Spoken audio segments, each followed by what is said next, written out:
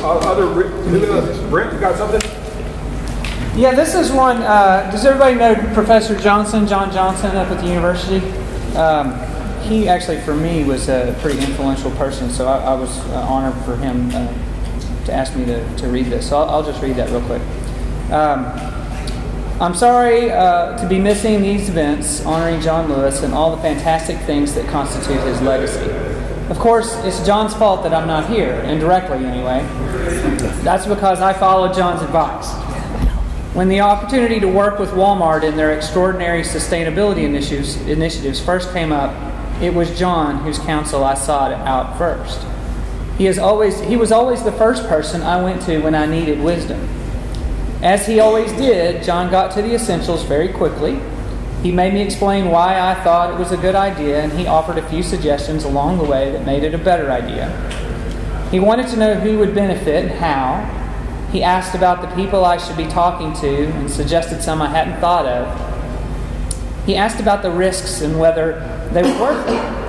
And he was maybe the best professor I'd ever had, a scholar in real time in the real world. Mostly, John wanted to know if it was something I believed in, was passionate about.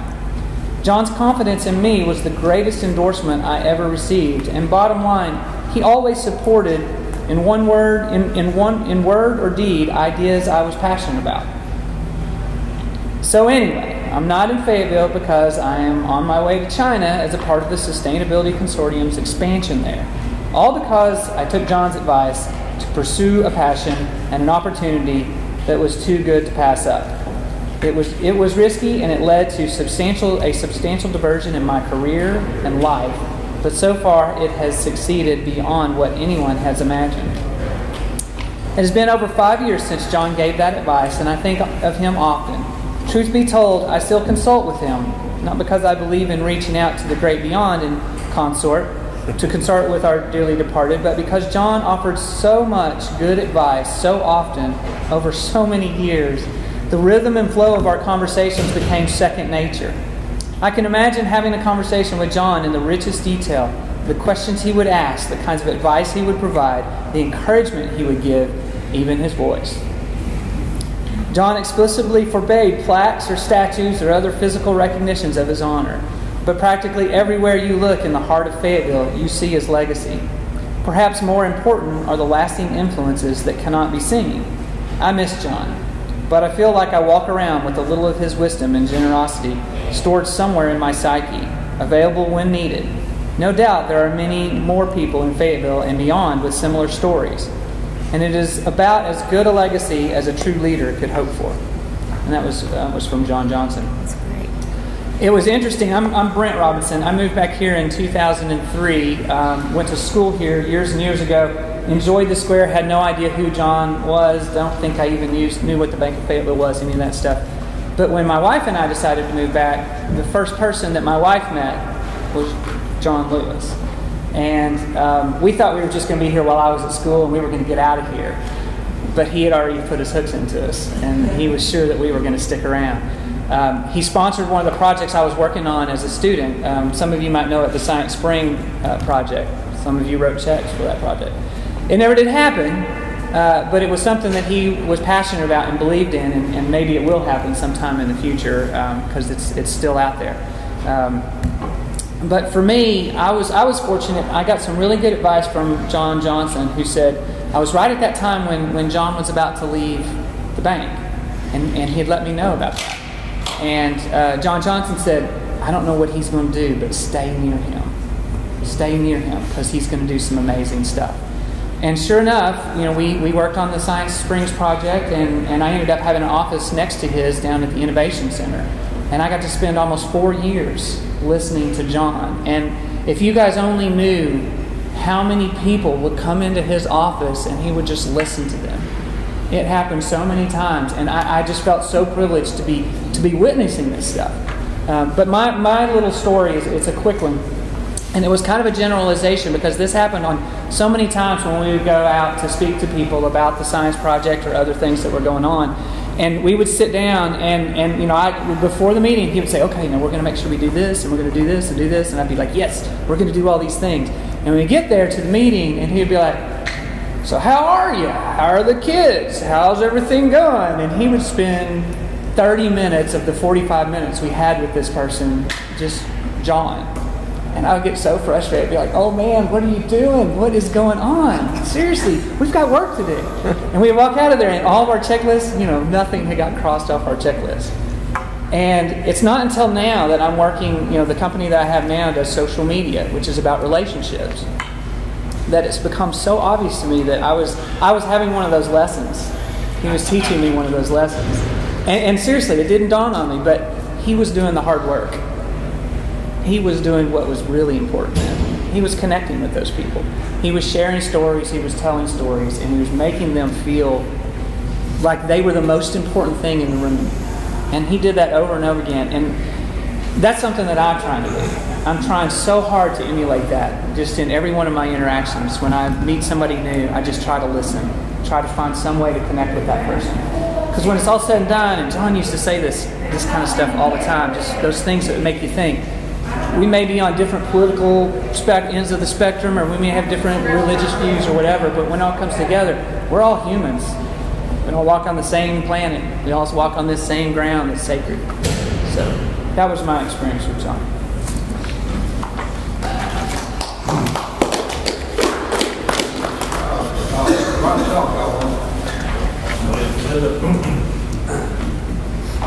Thanks. I'm Brian Shaw.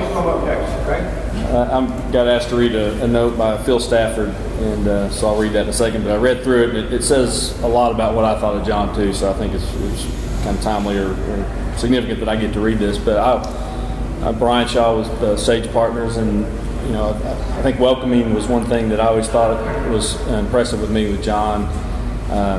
I was a little bit of a newcomer to Fayetteville, but not Northwest Arkansas. I grew up in Springdale.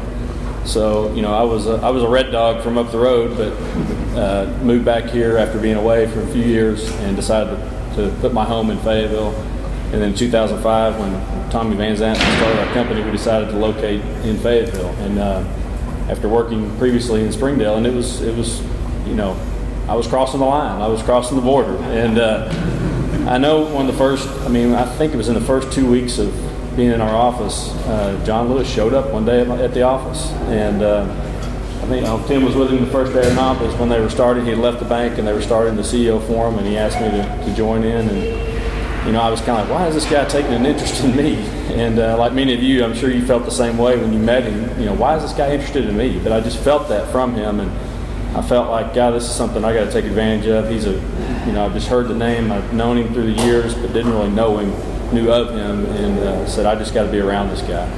So joined the CEO Forum and the CEO Forum 2, and got to spend really the great 2 hours the morning of the day he passed, and down at the Technology Center, and just asking him questions, and he just went on and on and on, and kept saying, I got to leave, I got a golf appointment, but he just wanted to stay around and just share his wisdom, and it was kind of an incredible morning. Impact me for the rest of my life. So that's one other quick note I was supposed to remind if I got a chance to talk. David Erstein, who works with me, did a lot of work at the Chamber, helped out with the Chamber resource campaign probably, I think it was about 5 years ago.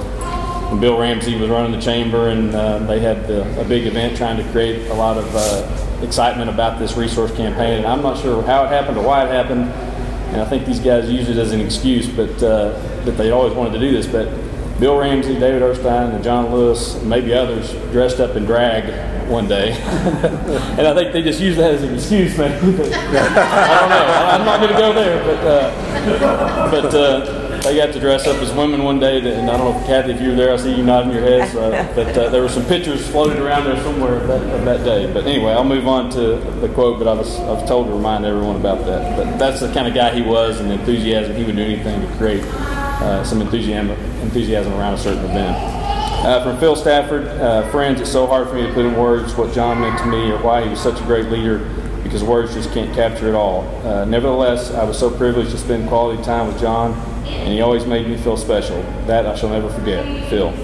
He also added, John personified an attitude of abundance, giving freely of his time and counsel to others, and providing advice and guidance. John never expected anything in return. He simply gave out of the goodness of his heart because he truly wanted to see others succeed and he enjoyed celebrating their successes with them. This I thought was pretty important too. Wealth to Jon was not just about material things, but helping others become abundant.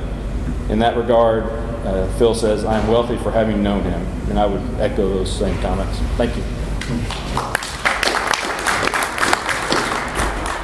As Elaine comes up, I remember Jon saying one day, he said, you know, I think the bank was like $200 million, it was going to make probably $2 million that year or something.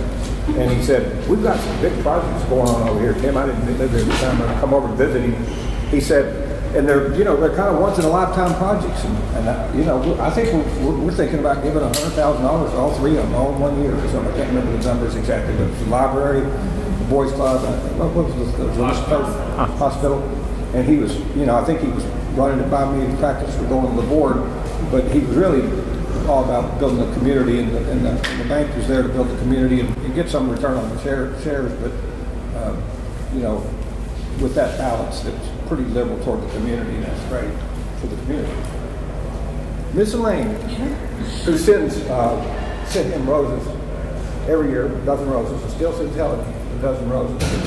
Oh, let's say it, Bill. I need that address. I sent him roses every May for hiring me because truly I graduated from the MBA program in 1983 and I wanted to be in the investment business. And there weren't investment people in the trust departments around here at that time. And I ended up at this bank because it had recently been sold to Joe Girard, so I was thinking, okay, a bank in transition, maybe. So I applied for an investment position. But I said, if you don't have one, I'll be a loan officer. And he created the investment position, trust investment officer. And before I started, he had this talk with me, and he said, no, I want you to be sensitive to the fact I don't want to scare you. But we've never hired a woman in as an officer in this bank before. Of course, I was 30 years old. My knees were shaking under the desk. But it's so special to be here today because this building is where I started working, right down there in the trust department. And what a special place to start. I mean, you could not have been better planted. I had every opportunity. He sponsored me into the CFA program, the Chartered Financial Analyst program. At that time, there were just a handful of CFAs in the state of Arkansas. And it's a 3-year program. It's expensive. There's travel involved, and they supported me 100%. And we went on to do a discount brokerage, started a discount brokerage here. We implemented options trading on, you're going to love this, options trading on trust accounts for hedging. He said, if you can write the policy to get it by the comptroller of the currency, you can go with it. And so we did. And back then in 1983, this was like, nobody was doing that in the trust department. And then we started a trading account on the bank's bond portfolio, which was another, big idea. So then he left in 1985, and soon after Dennis left, and soon after I left. And I didn't leave to start my own business. I left because my team was leaving the field, and I felt a little bit vulnerable. And so they all encouraged me to start longer investments, and that's why I did. It wasn't my idea, it was their idea. But anyway, so I got incorporated, and then Jon didn't have Bank of Fayetteville, and he called me that Friday afternoon. He said, I'm going to come pick you up because you need a loan. Well, I didn't know I needed a loan, but I did need a loan. So he came and picked me up on Friday and drove me out to Lincoln to meet Lloyd Swope, who was going to be my new loan officer. And they made me a loan that I couldn't collateralize, and I had no idea how I was going to pay on it. And so later I asked him, I said, Jon, did you and Lloyd just have this agreement and kind of wink at each other, and you knew if the girl fell flat on her face, I'd end up working for one of the two of you and you'd get your money back? And he just laughed, that John Lewis laughed, that I can't do, Jay, but you can do. And he said, well, it's sort of like that. And I told Tim, I said, I could go on and on, so I won't. I mean, we'll be here for lunch. But, I mean, it was just such an incredibly special person, to start working with in my professional life. And he told me he wanted me on the Chamber of Commerce. I said, well, okay, I'll do that. Well, I was the treasurer of the board. You know, they didn't have like leadership Fayetteville. You're treasurer of the board. Well, I didn't know anything about that stuff, but you know, he just was constantly pushing you, you know, encouraging you to get out there. And so I just want to say that his legacy lives on, because we have had now over 60 student interns in longer investments. And so I'm really excited that we have that platform that we can, you know, help people at that age and that critical part of their career, you know, where they're so excited and they just need encouragement and sponsorship. So I think of him a lot. In fact, today, 25th anniversary of the crash in '87, I was getting dressed and hearing the news, and sure enough, yeah, he had Bank of Fayetteville in '87, and I called him on that day. John, do you think these pieces of paper we call stock certificates are worth anything if they quit trading? You know, because the next day, I mean, they started, shutting down trading in these stocks. And I called him up, and he was just as calm as can be. Oh, Elaine, give it a week, it'll be okay. Sure enough, about 24 hours later, it was okay. But anyway, he was a wonderful man. I'm so glad to be able to share Thank you, really. Thanks for thoughts bringing about that. him. Thank you.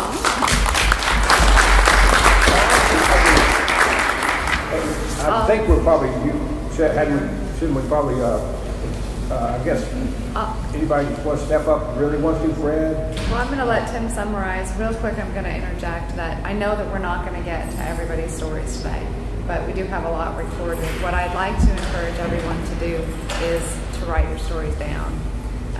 There is a little side story with Phil and David. You and I didn't get a chance to talk about it, but Phil found a file of some thoughts about Jon, and we don't know who the author is yet. We'll track it down, but you know, Jon's love for the history of Fayetteville. When we talked about the movie and doing a history of Fayetteville film, that was one of our biggest challenges: is where is everything? And so one of the things that I think that, you know, Tim and I have talked about is how can we help be a repository for some of these things? How can we have these films and these stories? And there's when it comes to Jon's leadership, how can we, you know, help collect some of those things? And really in the context of the CEO Forum and Elevate Speaker Series, I think that what we're looking for is the leadership, and how can we identify some of these patterns. And the minor pattern story that we have, and Brent and I, when Jon went to office at the Innovation Center, and he would come in at different times of day, and he would, you know, talk about things, and Brent asked him one time, at one point in time, he said, what are you going to do? He said, well, right now I'm listening for my patterns.